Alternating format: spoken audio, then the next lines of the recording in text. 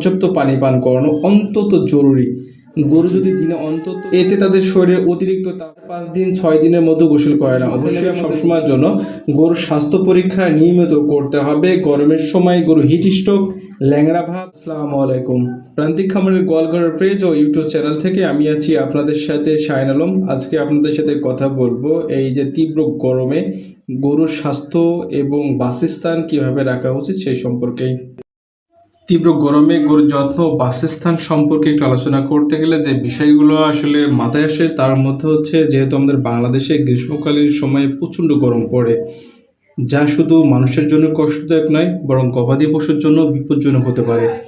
বিশেষ করে গরু যারা মূলত খোলা জায়গায় থাকে তারা তাপমাত্রা ও আর্দ্রতার তারতম্য সহজেই অসুস্থ হয়ে পড়ে। তাই তীব্র গরমে গরুর সঠিক যত্ন ও বাসস্থানের উপযুক্ত ব্যবস্থা নেওয়া অত্যন্ত জরুরি বলে আমি মনে করি।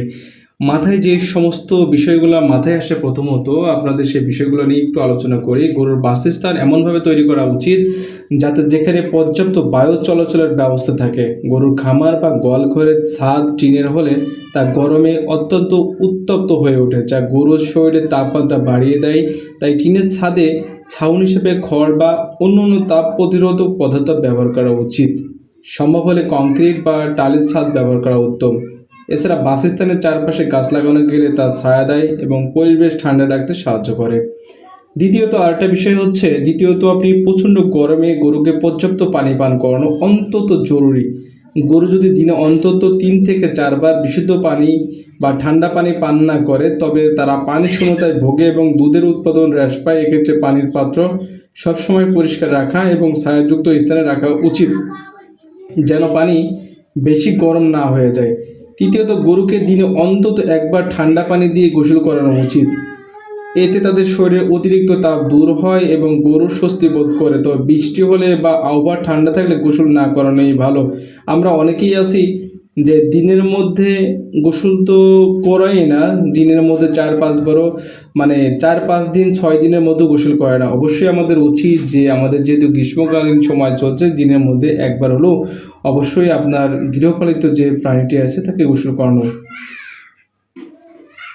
চতুর্থ যে বিষয়টা আমার মাথায় আসে, গরুর খাদ্য ব্যবস্থাকে পরিবর্তন আনা প্রয়োজন। গরমে বেশি কাঁচা ঘাস ও রসালো খাদ্য যেমন ভুট্টা গাছ, খোল বা ছোলা ভেজানো পানি খাওয়ানো যেতে পারে। এটি গরুর শরীর ঠান্ডা রাখতে সাহায্য করে এবং হজমের সুবিধা হয়। গরুর খাদ্য পাত্র ছায়ায় রাখতে হবে এবং নিয়মিত পরিষ্কার রাখতে হবে। সর্বশেষ, গরুর স্বাস্থ্য পরীক্ষা নিয়মিত করাতে হবে।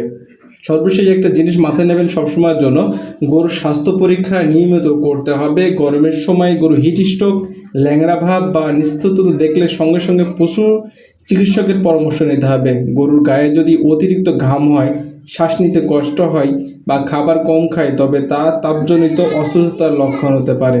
সব মিলিয়ে বলা যায়, তীব্র গরমে গরুর যত্ন ও বাসস্থানের প্রতি যত্নবান না হলে তা গরুর স্বাস্থ্য উৎপাদনে বিরূপ প্রভাব ফেলতে পারে। তাই খামারিদের উচিত গরুর আরামদায়ক বাসস্থান ও সঠিক পরিচর্যার মাধ্যমে তাদের সুরক্ষিত করা বা রাখা।